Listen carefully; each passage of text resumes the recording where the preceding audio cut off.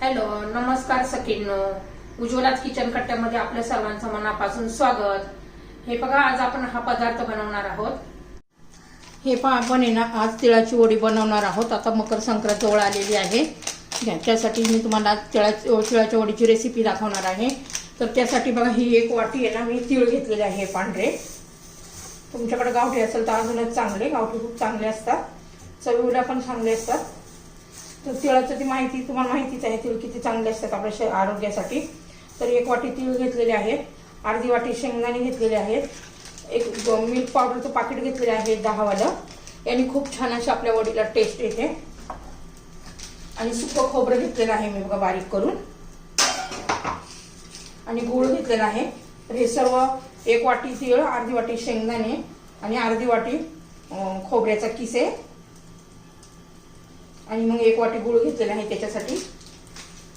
तर आता कढई गरम करण्यासाठी ठेवूया. तर हे पहा, कढई गरम झालेली आहे. आपण प्रथम शेंगदाणे भाजून घेऊया. सर्व जिन्नस आपल्याला भाजून घ्यायचे आहेत, खमंग कुरकुरीत असे, म्हणजे वडी टिकते पण आपल्या जास्त दिवस. लो फ्लेमवर आपल्याला सगळं हे भाजायचं आहे.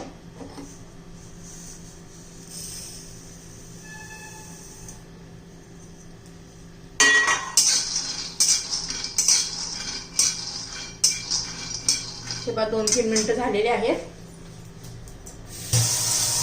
शेंगदाणे आता भाजायला लागलेले आहेत पहा. मस्त असा कलर बदललेला आहे. तर त्याच्यामध्येच आपण हे तीळ घालून घेऊया.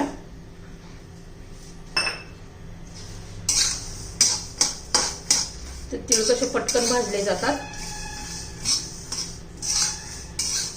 खूप जास्त पण भाजायचे नाहीये तीळ.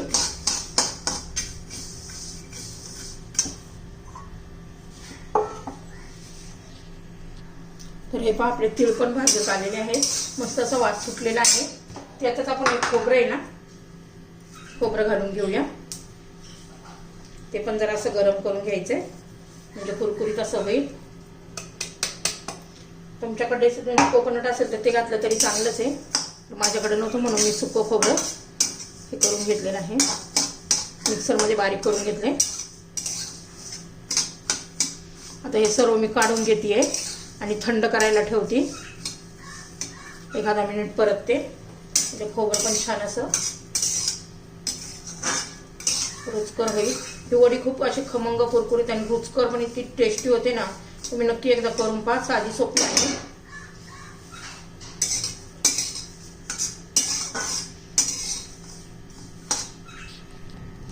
हे पहा, आता 1 वाटी गूळ घेतलेला आहे. तुमच्या चवीनुसार तुम्ही गूळ घेऊ शकता. आता वितळून द्यायचं आपल्याला, पाक नाही करायचा. एक थोडंसं चमच्यावर पाणी घातलंय मी. पोहे खायचा चमचा जो असतो आपला नाश्त्याचा ते. आता हा आपण गूळ पूर्णपणे वितळून घेणार आहोत. तोपर्यंत आपलं हे सर्व तीळ थंड झालेले आहेत. तर हे पहा, आपलं तीळ, शेंगदाणे आणि खोबरं हे थंड झालेलं आहे. हे मिक्सरच्या भांड्यामध्ये आपण घालून घेऊया.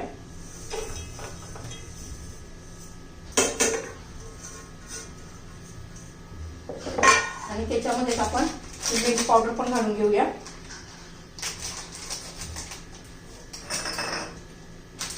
छान असं वडीला टेस्ट येते. एक पाकिट आहे 10 वाले, ते घातलेलं आहे मी, म्हणजे 4 चमचे. आता हे मिक्सरमध्ये मी मस्त असं फिरून घेते.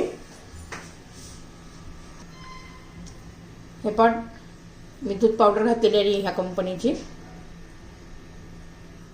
तर हे पहा, मी असं करून घेतलेलं आहे, मिक्सरमध्ये बारीक करून घेतलेलं आहे. एकदम मॅश पावडर पण नाही केलं, असं रवाळ जरा ठेवलेला आहे. तर हे पहा, आपला संपूर्ण गुळ विरघळलेला आहे. थोडं थोडं राहिलेले बघा, पूर्ण विरघळून घ्यायचं आहे. आपल्याला पाक अजिबात करायचा नाहीये. आता त्याच्यामध्ये ना आपण थोडीशी वेलची पावडर घालूया.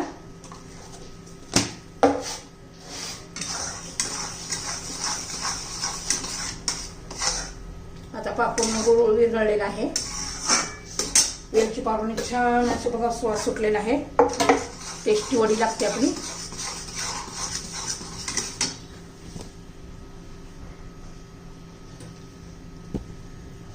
आता आपलं हे पावडर केलेली घालून घेऊया.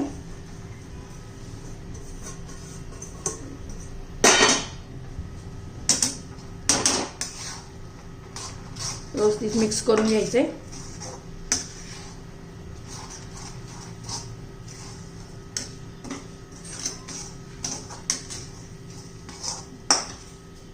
तुम्ही नक्की या पद्धतीने एकदा वडी करून पहा.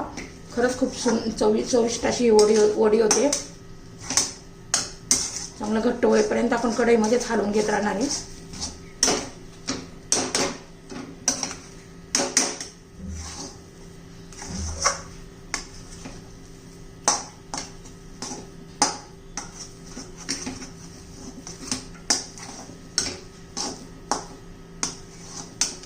हे पहा आपला एक गोळाच तयार झालेला आहे. बघा कढई सोडायला लागलेला आहे. पहा बरं, ह्या पद्धतीनं झालं पाहिजे.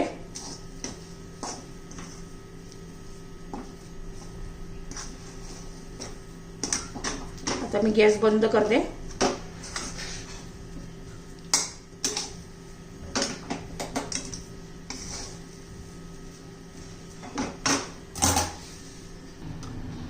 तर हे पहा मी पेपर ठेवलेला आहे.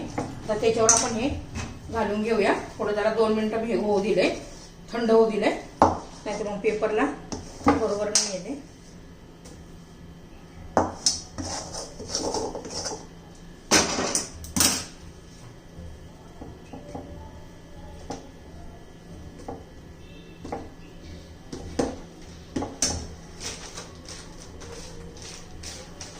हे पहा असा रोल करून घ्यायचा आहे.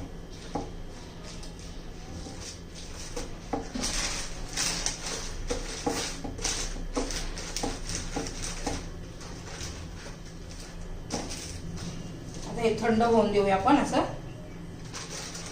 आणि थंड झाल्यावर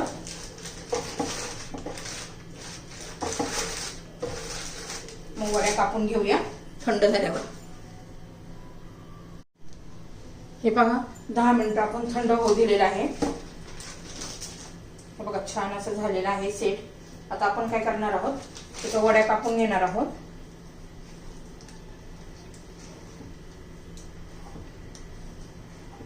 मस्त अशा वड्या झालेल्या आहेत.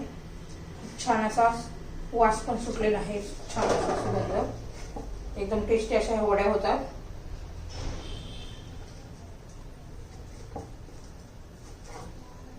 तुम्हाला जर माझी तिळाच्या वडीची रेसिपी आवडली तर लाईक, शेअर आणि सबस्क्राईब नक्की करा.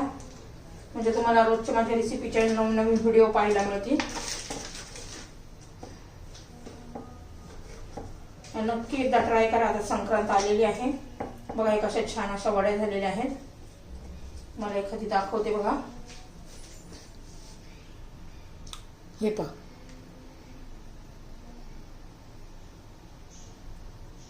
तर आपली ही तिळाच्या वडीची रेसिपी तयार.